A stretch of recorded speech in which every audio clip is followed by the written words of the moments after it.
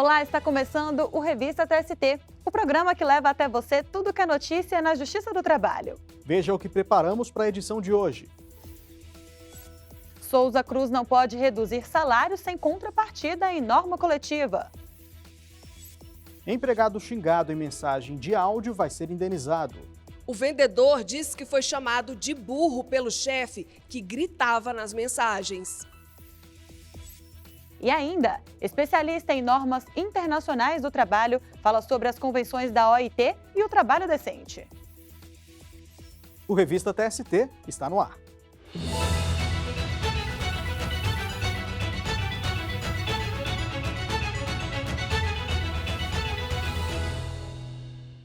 Iniciamos o programa de hoje com um caso julgado pela Seção 1 de Dissídios Individuais. O colegiado manteve decisão que invalidou cláusula de norma coletiva que diminuía apenas o salário de empregadas e empregados mensalistas. Conforme o processo, Luana, o dispositivo previa redução em 12%. O TST considerou que houve renúncia do direito à irredutibilidade salarial sem contrapartida razoável. O acordo coletivo foi firmado em 2002 entre o Sindicato dos Trabalhadores nas Indústrias Gráficas do Rio de Janeiro e uma fabricante de cigarros. As partes acertaram uma redução de 12% no salário dos empregados do Departamento de Impressões Gráficas, sem incluir os executivos. Em contrapartida, o acordo aumentava a participação dos profissionais nos lucros da empresa. Na ação trabalhista, 8 desses trabalhadores contaram que a empregadora havia sido autuada pela fiscalização do trabalho a pagar adicional de periculosidade de 30% para o pessoal da gráfica.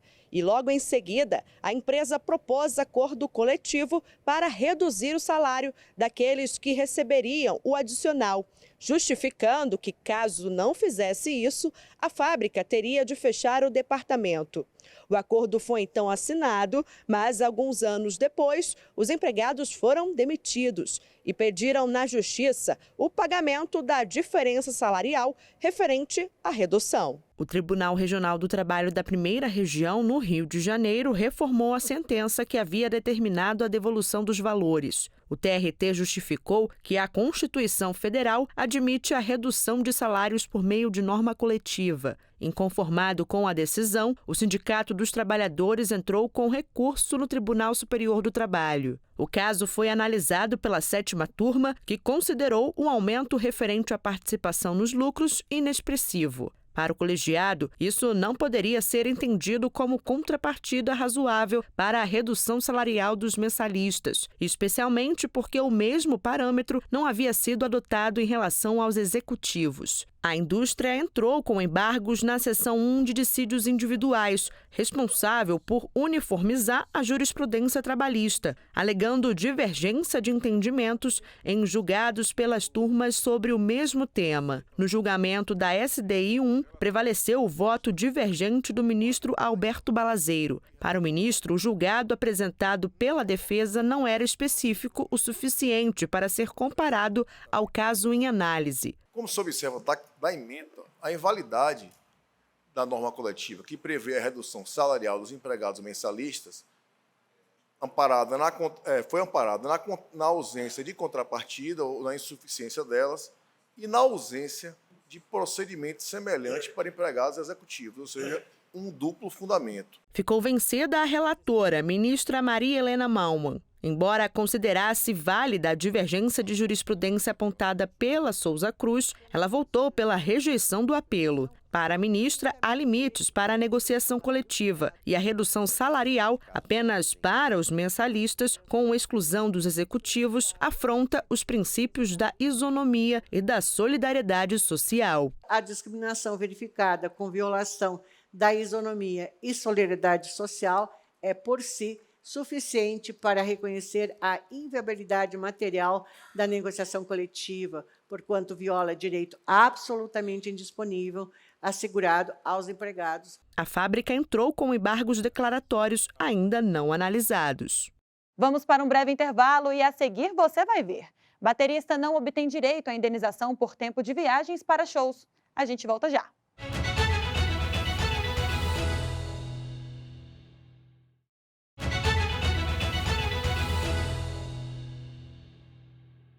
A As sessões das 8 turmas do TST ocorrem às terças e quartas-feiras. Vamos acompanhar agora alguns destaques dos julgamentos.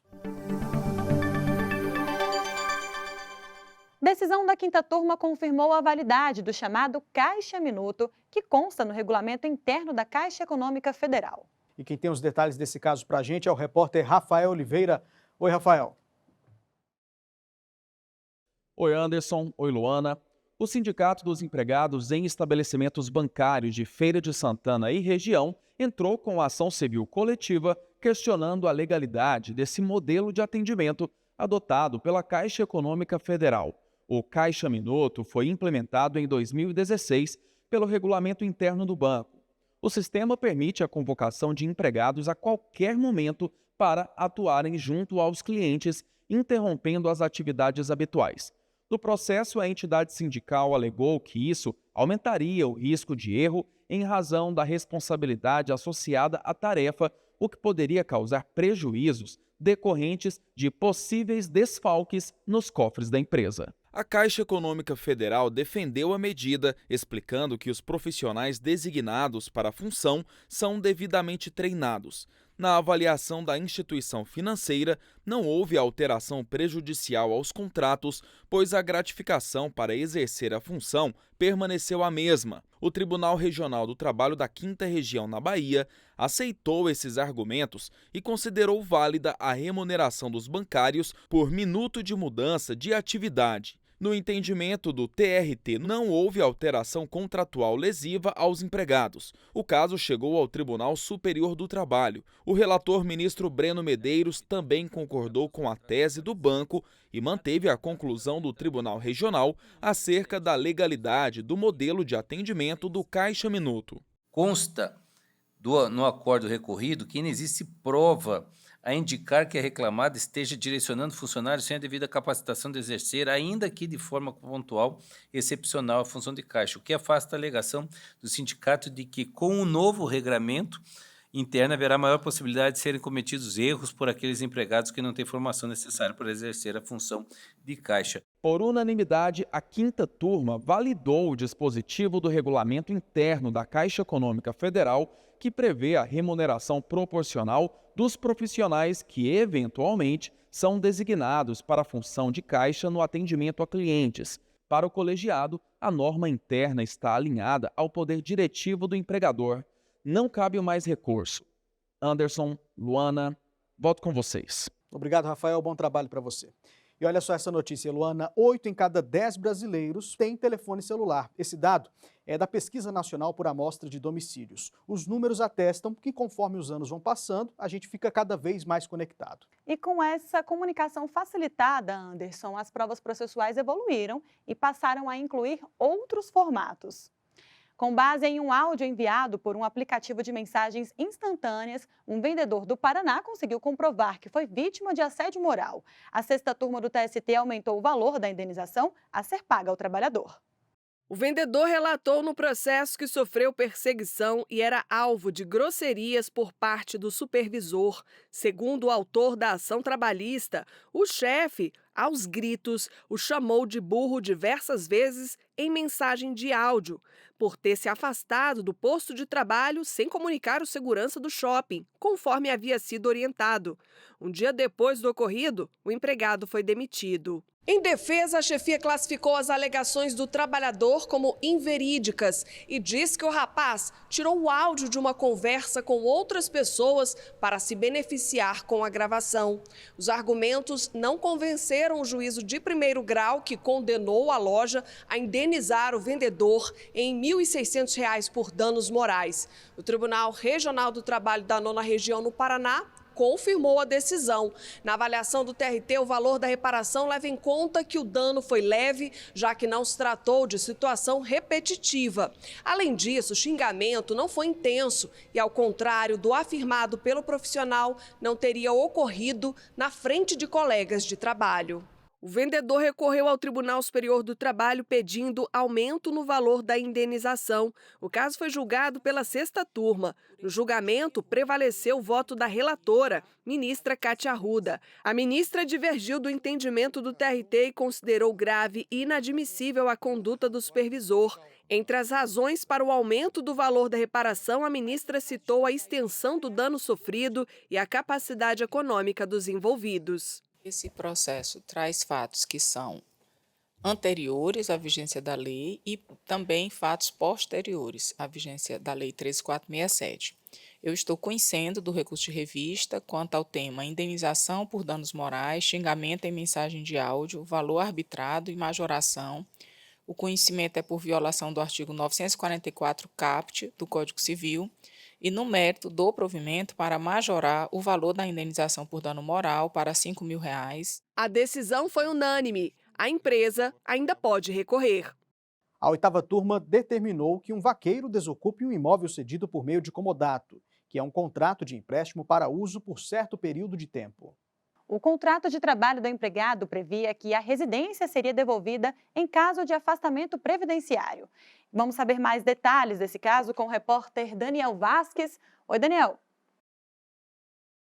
Oi, Luana. Oi, Anderson. O trabalhador rural disse na justiça ter trabalhado por 3 anos em uma fazenda em Corinto, Minas Gerais. Alegou ainda que, ao vacinar os bovinos, sofreu um acidente e foi afastado pelo INSS. 2 anos depois, o proprietário vendeu a fazenda e notificou o vaqueiro de que o contrato de trabalho seria rescindido e, por isso, ele deveria desocupar o imóvel em que residia. O trabalhador, então, pediu indenização por dano moral, estético e material por conta do acidente. Alegou que o contrato de trabalho estava suspenso em razão do auxílio-doença e que a medida violaria o direito constitucional à moradia. O fazendeiro, por sua vez, entrou com um pedido para que o empregado desocupasse o imóvel. O argumento foi que não seria possível a continuidade da prestação de serviços rurais para um empregador pessoa física que não tem mais terras. Outro ponto afirmado foi que o vaqueiro havia assinado um contrato de comodato que estabelecia que o imóvel deveria ser devolvido em caso de afastamento previdenciário. Ao avaliar o caso, o Tribunal Regional do Trabalho da 3ª Região em Minas Gerais reformou a sentença de 1º grau que havia atendido o pedido do fazendeiro. Para o TRT, o afastamento do empregado por motivo de doença suspende o contrato de trabalho em relação às obrigações principais, como prestação de serviços e pagamento de salários. Mas as demais disposições contratuais ficariam mantidas, entre elas o direito à moradia. O caso chegou ao TST. O relator do recurso do fazendeiro na 8ª turma foi o desembargador convocado, Eduardo Pugliese. Ele observou que a Constituição Federal prevê entre os direitos fundamentais a moradia e a propriedade. Explicou também que o papel do julgador é o de dar a maior efetividade a esses direitos e fazer a integração das normas com os princípios gerais do direito. No entanto, o relator ressaltou que, conforme apontado pelo TRT, trata-se de uma situação em que as próprias partes convencionaram o termo final do contrato e as possíveis exceções para o término, entre elas a suspensão decorrente de benefício previdenciário. O desembargador destacou ainda que não há nenhum registro de vício de consentimento em relação às cláusulas previstas. A decisão do TRT, no entendimento do relator, violou o direito de propriedade e o princípio de que os acordos devem ser cumpridos. A decisão foi tomada por maioria. A ministra Adelaide Miranda Arantes ficou vencida e ainda cabe recurso. Eu volto com vocês no estúdio. Tá certo, Daniel. Muito obrigada pela participação. Obrigado, Daniel. Luana, vamos mudar de assunto agora para falar que é bem comum que bandas musicais viajem por diversas cidades ou para outros países para os shows, né? Mas será que esse tempo de deslocamento é contabilizado como hora de trabalho? Pois é, Anderson, e um caso envolvendo essa questão chegou à 3ª turma do TST. Um ex-baterista da banda de axé Babado Novo não obteve direito de receber indenização referente a trajetos percorridos entre os locais das apresentações. O músico fez parte da banda Babado Novo entre 2012 e 2017. Contra a banda e a produtora, ele alegou na justiça que durante os trajetos de ida e volta aos shows estaria à disposição do empregador e sujeito a penalidades ou a acidentes de trabalho. Afirmou ainda que o contrato havia terminado antes da reforma trabalhista, que afastou as chamadas horas in itinere, ou de deslocamento. Por isso, pediu para incluir na jornada de trabalho o valor correspondente ao tempo de trajeto entre os locais de shows. Após ter o pedido negado nas instâncias anteriores, o baterista entrou com recurso no Tribunal Superior do Trabalho. O relator na terceira turma, ministro José Roberto Pimenta, manteve a decisão. O relator destacou que a lei que regulamenta o trabalho dos músicos prevê que o tempo à disposição do empregador é considerado trabalho efetivo. Mas essa norma, segundo o ministro, deve ser interpretada em conjunto com a lei que regulamenta as profissões de artistas e de técnicos em espetáculos de diversões. A legislação prevê que o tempo de trabalho efetivo é contado a partir da apresentação no local de trabalho, inclusive o período destinado a ensaios, gravações e outros que exijam a presença do artista. Em decisão unânime, a turma entendeu que o ex-baterista não tem direito às horas pelo tempo de deslocamento entre os shows. Ainda cabe recurso. E depois do intervalo, vamos falar das convenções da Organização Internacional do Trabalho, a OIT. Voltamos já.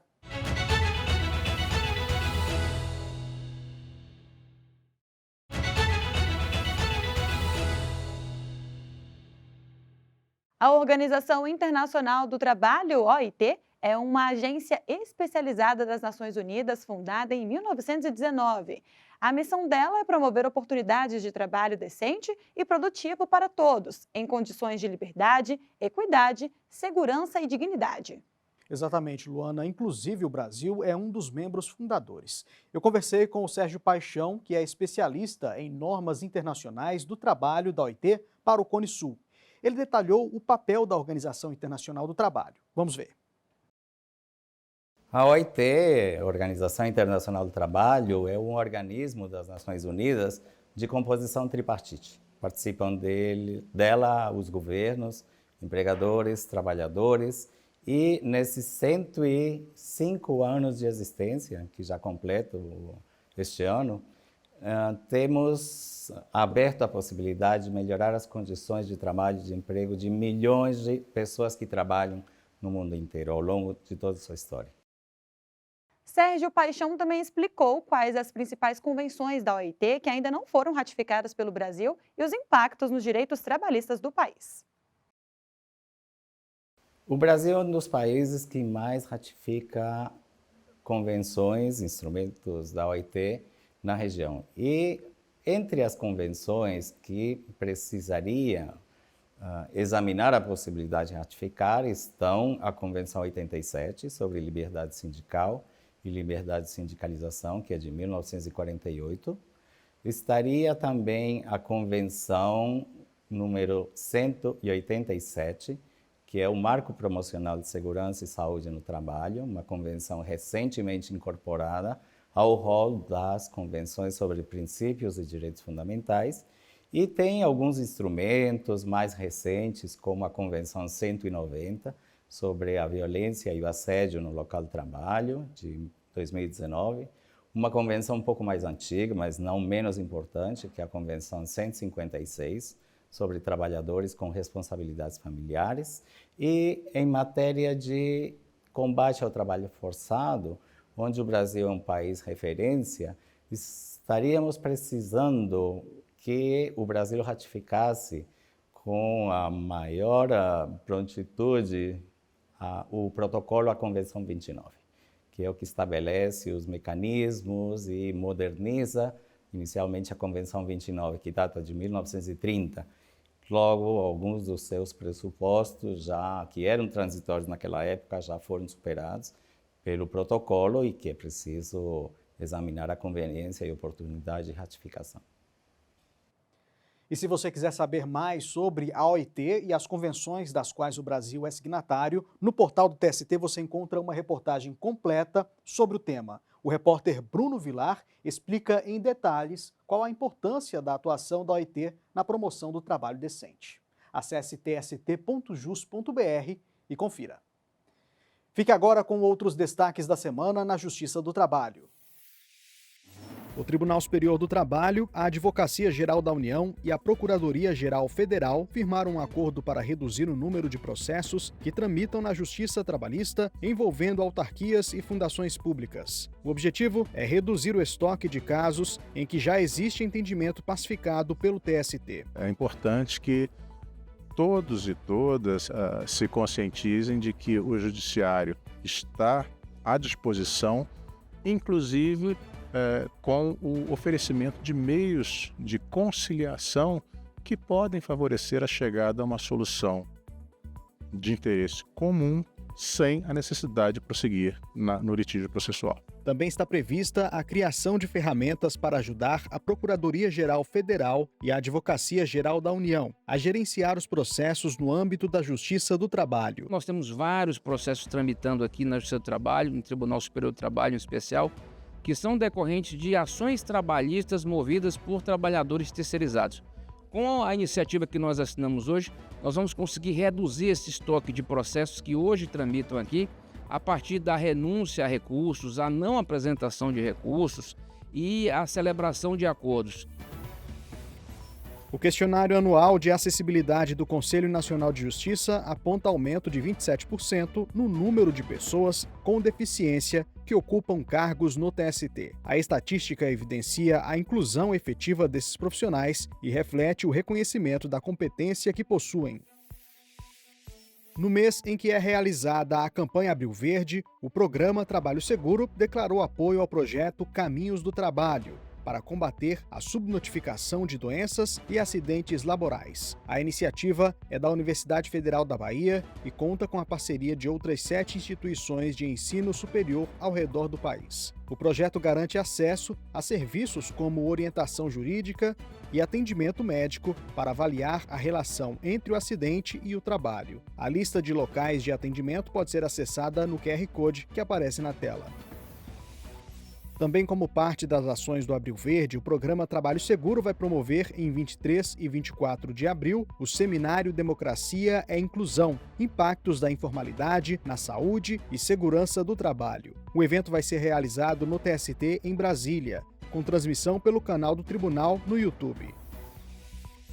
Em 25 de abril, o projeto do TST Gente que Inspira presta homenagem aos povos indígenas. Vão ser homenageadas lideranças que se destacam pela preservação da história dos povos originários. Entre elas, Erilza Pataxó, Célia Jacriabá, Joênia Wapixana e o cacique Raoni Metuctirê.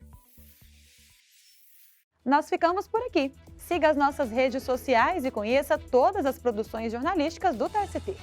A gente volta na semana que vem. Até lá!